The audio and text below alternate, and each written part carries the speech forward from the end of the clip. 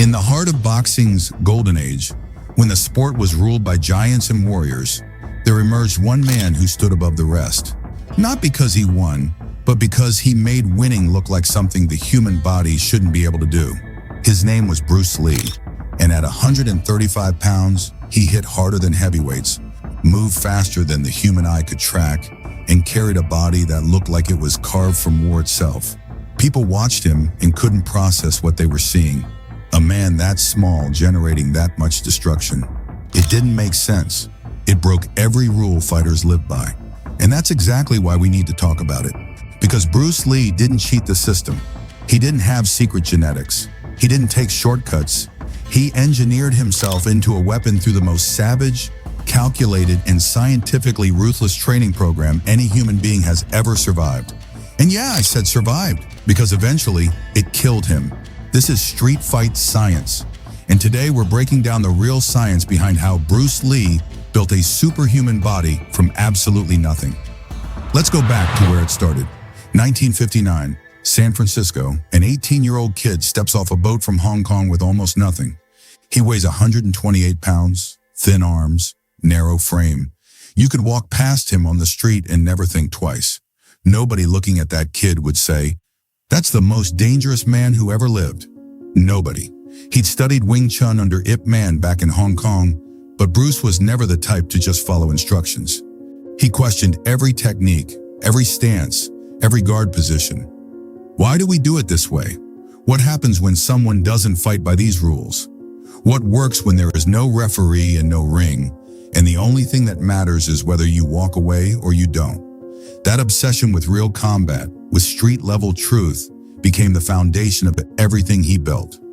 Bruce didn't train for tournaments. He didn't train for points. He trained to survive a fight against anyone on Earth, anywhere, under any conditions. And he attacked that mission with a level of violence most people can't even imagine putting themselves through. 7 days a week, no rest days, no off-season, no excuses. Sometimes 12 hours a day of pure, documented, calculated physical warfare against his own body. He kept journals like a scientist running experiments on himself. What he ate, what he lifted, how his body responded, what worked, what failed, why it failed. Every session was data. Every rep was research. Every single day was a step closer to something that wasn't supposed to exist. His morning started at 6 with a run. But this wasn't jogging. This was controlled chaos. Full speed sprints followed by steady pacing, followed by another explosion of speed with no warning. He was training his heart and lungs to handle the unpredictability of a real fight, because in a real fight, your body doesn't get to choose when it works hard. Someone else makes that decision for you. After running, he spent an hour on flexibility. And when I say flexibility training, I mean organized suffering. Weighted splits, partner-assisted stretches where someone physically pushed his legs past their natural range while he gritted through the pain. He built a homemade device called the rack that forced his legs apart while he trained his upper body at the same time. He could hold a full split for 30 minutes. Not because it looked impressive, but because he wanted to throw head kicks from angles nobody expected and still generate knockout power at full extension. That's not flexibility, that's weaponizing your skeleton. Then came 30 minutes of meditation. Eyes closed, complete silence, fighting entire battles inside his head. Every strike, every counter, every scenario visualized until it was burned into his nervous system like software installed directly into his muscles. Sports science proved decades later that mental rehearsal improves performance by over 30%.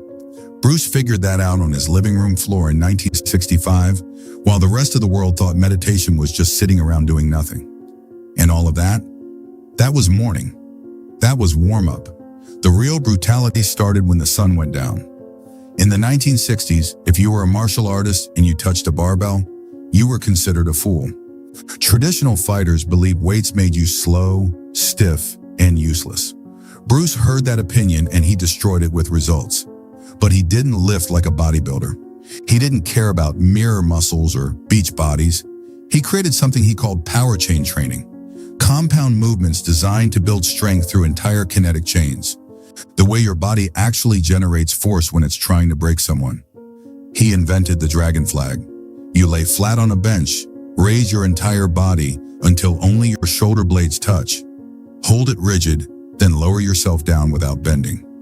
Most human beings on this planet cannot do a single one. Bruce did 50 consecutive reps like it was nothing. His squat sessions were brutal beyond description.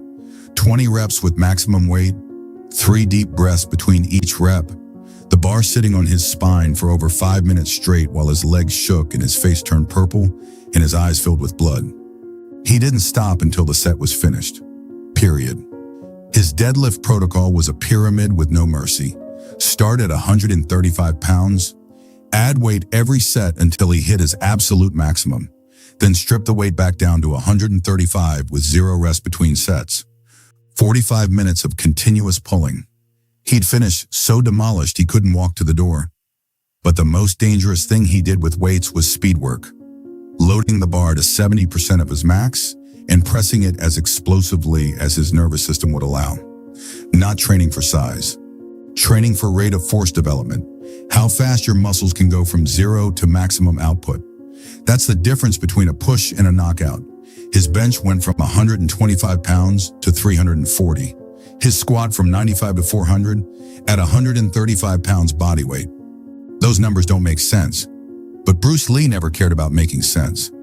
His conditioning was even worse. 1,000 kicks per session, 100 per leg across 10 different techniques. And these weren't light taps on a bag. His kicks split 300-pound heavy bags wide open, repeatedly. He went through equipment the way normal people go through paper towels. He designed a drill called the Crucible, 30 minutes of non-stop combat movement, shadowboxing, kicks, punches, footwork, no water, no breaks, no mercy. He lost 10 to 15 pounds of water weight in a single session. Sometimes he did it in heated rooms on purpose, simulating the suffocating panic of fighting under hostile conditions where your body is begging you to quit and you refuse. His grip strength was something out of a nightmare. Push-ups on a single finger, cracking walnuts between his fingertips, forearms that looked like twisted steel cables wrapped in skin.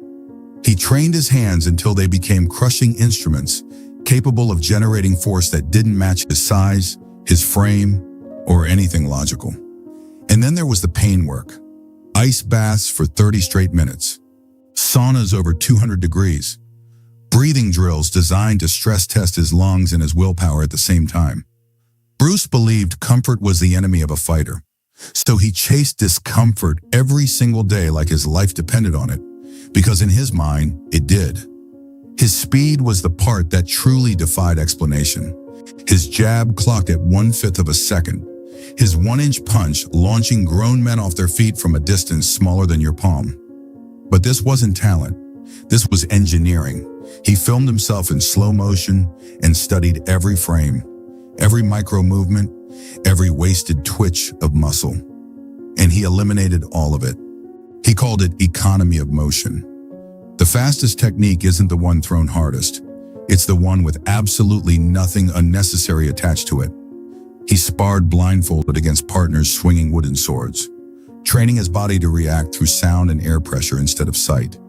His reaction time measured at 0.05 of a second, nearly twice as fast as the average human. People who fought him said you don't see the first punch, you just feel it. And by the time your brain figures out what happened, he's already hit you 3 more times. By 1972, his body was a machine that shouldn't have existed. Body fat around 1%, resting heart rate of 32 beats per minute, strength rivaling Olympic gymnasts, speed exceeding professional boxers twice his size. But the machine was tearing itself apart. Chronic back pain from injuries he refused to heal. Metabolism so fast he couldn't maintain weight despite eating 5,000 calories a day, sleeping 3 to 4 hours a night, training 6 hours of martial arts, 2 hours of weights, 2 hours of cardio, 2 hours of flexibility work, every day, burning over 6,000 calories daily, running his body like a racing engine with no governor, redlined every second of every day. On July 20th, 1973, Bruce Lee collapsed and died. He was 32 years old. His body had been pushed past the point of survival, held together by nothing but pure will. And will finally wasn't enough. But here's the thing that matters. Bruce Lee became a legend not because of how he died, but because of what he proved while he was alive. That an ordinary body, a 128-pound kid with no advantages, no gifts, no head start, can be forged into something the world has never seen before, through discipline, through science, through a willingness to suffer that most human beings will never understand. The methods exist, the science is documented, the path is real. Street fight science only asks you one question: how far are you actually willing to go? Drop your answer in the comments. Subscribe if this one hit different. I'll see you in the next one.